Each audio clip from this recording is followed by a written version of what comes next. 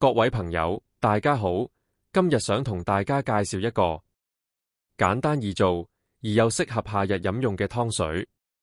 呢個就係竹籤魚冬瓜湯。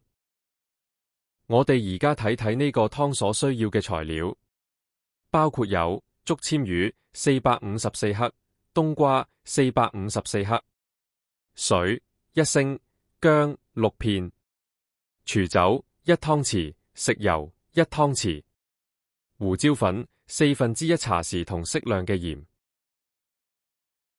我哋首先處理咗啲竹籤魚先，將竹籤魚略為清洗一下，然後用魚鱗刨打乾淨啲魚鱗。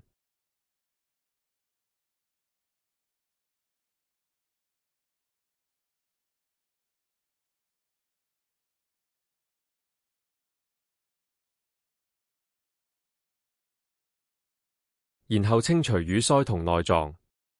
如果唔想自己劏魚，可以喺買魚時同工作人員講一聲，佢哋可以幫你劏埋，但價錢會略為貴一啲。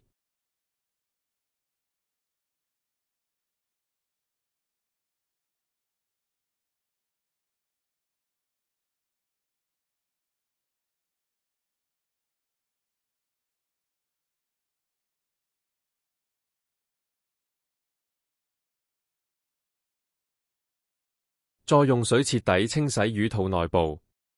我哋一定要將魚肚裏面清洗乾淨，如果唔係個湯就會有些味。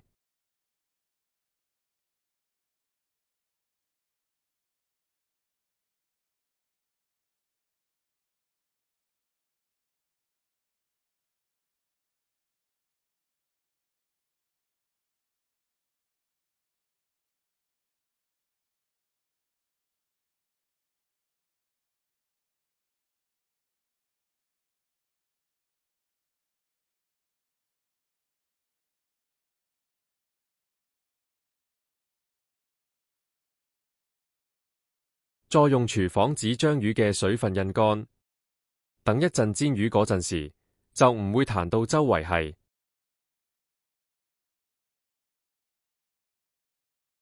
將一嚿薑刨咗皮之後切6片，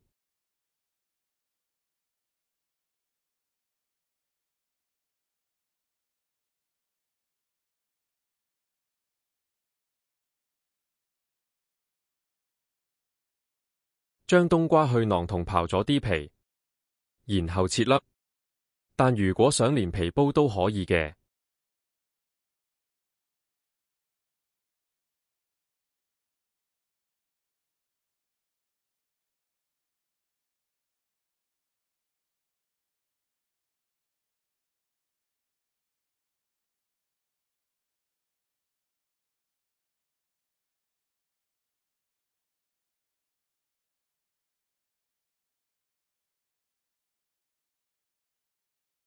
將冬瓜切細粒，等佢易腍啲。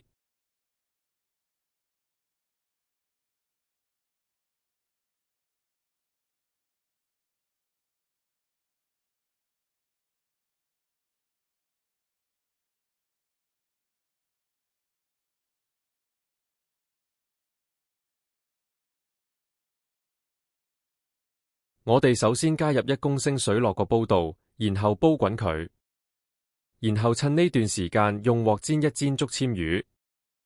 我哋開爐用中火，然後加入1湯匙嘅油，等油溫升高之後，加入6片薑。我哋爆一爆啲薑之後，就可以加入竹籤魚落隻鑊度。竹籤魚每邊都要煎到金黃色，每邊大約要煎4分鐘。我哋煎完一邊再煎另外一邊，盡量唔好將條魚反來反去。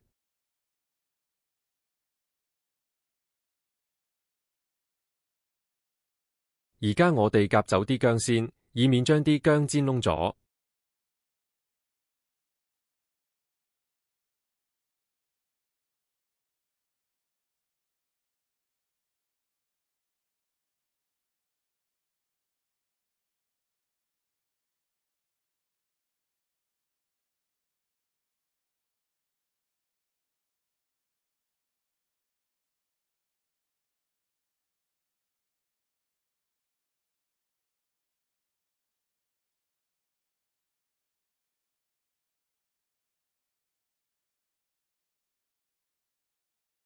差不多4分鐘，我哋可以將啲魚反轉再煎另一邊。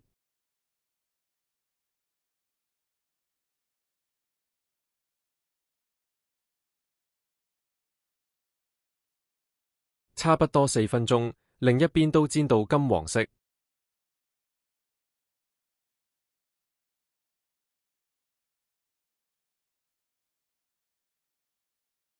我哋而家可以加入1湯匙嘅廚酒，然後加入幾殼之前煲好嘅熱水，再加入1/4茶匙胡椒粉同之前炒過嘅薑片。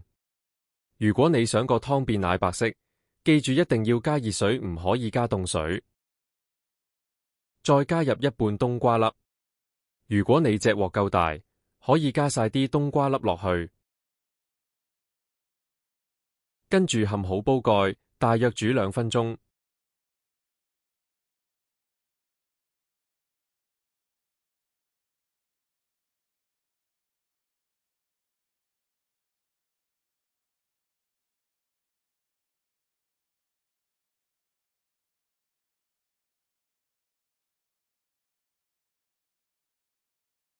然後將鑊裏面所有嘅嘢倒落個已經有熱水嘅煲度，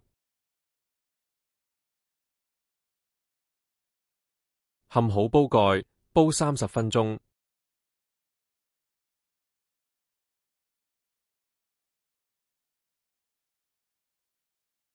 30分鐘後，魚湯已經煲好。我哋熄咗火之後，可以按自己嘅口味加適量嘅鹽嚟調味。個魚湯已經煲到奶白色，好香魚味同好鮮甜，仲一啲魚腥味都冇，好好飲。有時間大家都不妨試一試。如果大家都喜歡呢一個視頻，請大家留言、分享、按讚同訂閱。我會繼續同大家分享一啲美味嘅食譜。多謝大家收睇，再見。